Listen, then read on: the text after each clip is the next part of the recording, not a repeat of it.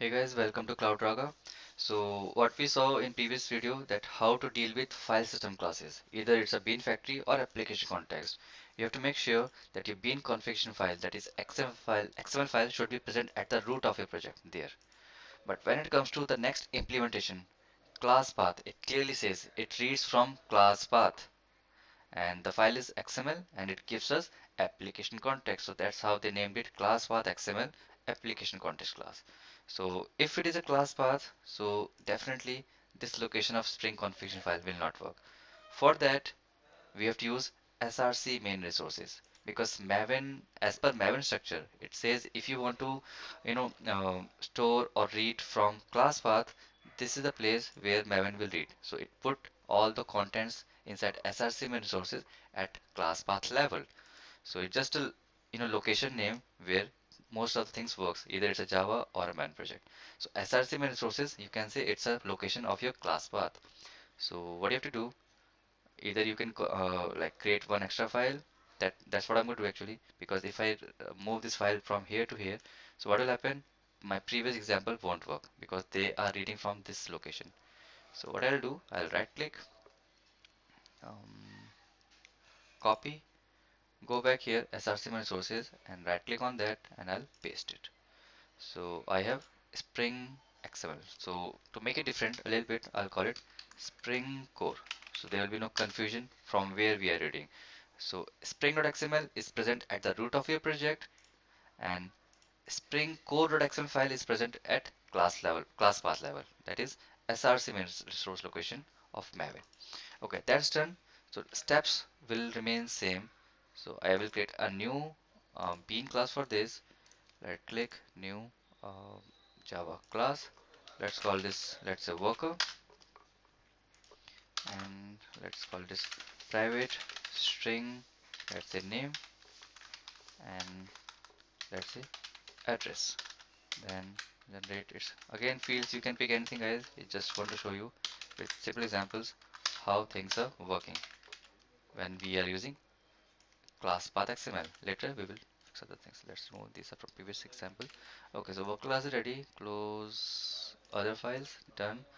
Now we have to map this worker class here on src resources, not at root. So Spring.core XML file. Let's remove these tags, or actually let's save some time. Let's clear this thing, or let's do this once, guys. No issue.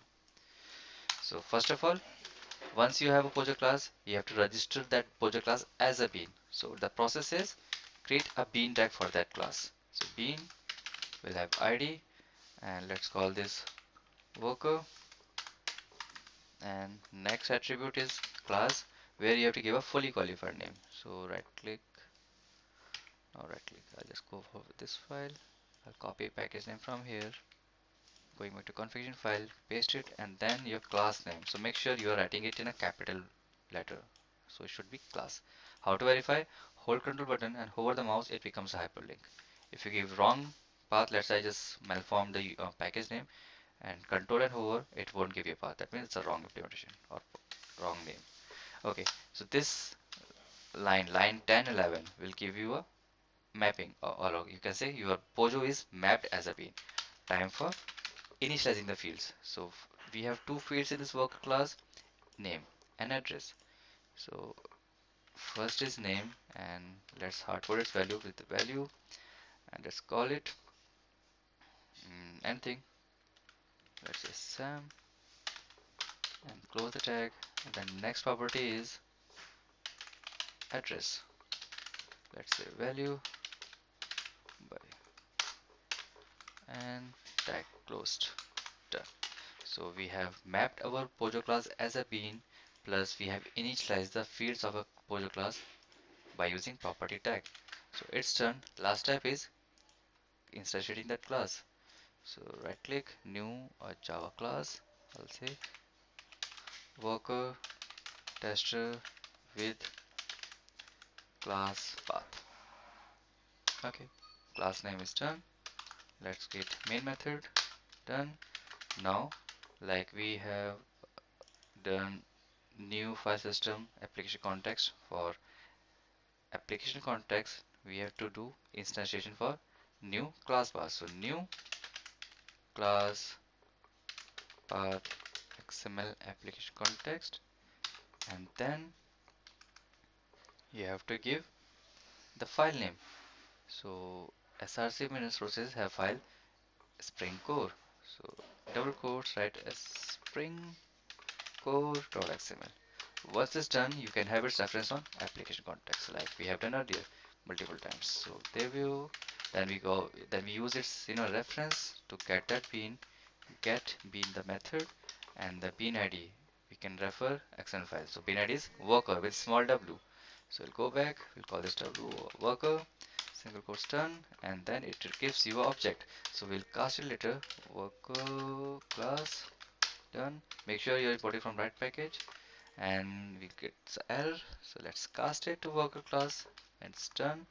Next line, I'll just simply print worker, and it's done. Yep. Let's test it. So right click, run as application. Okay, we are getting error. What is that?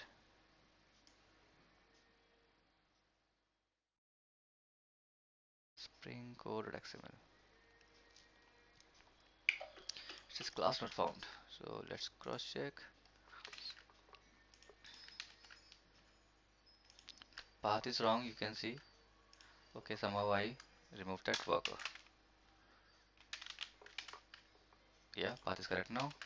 Let's test again. So worker tester, right click, run as application, and there we are. Worker name is Sam and address is Mumbai, and these values are coming from here.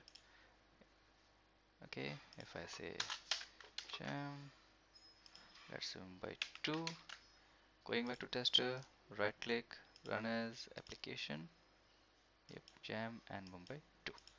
So that's how we get reference of application context from both types. Either it's a file system which reads from here, or a worker which reads from class path. That is the location here. Thanks for watching this video, guys. Let's meet in next video. Bye bye.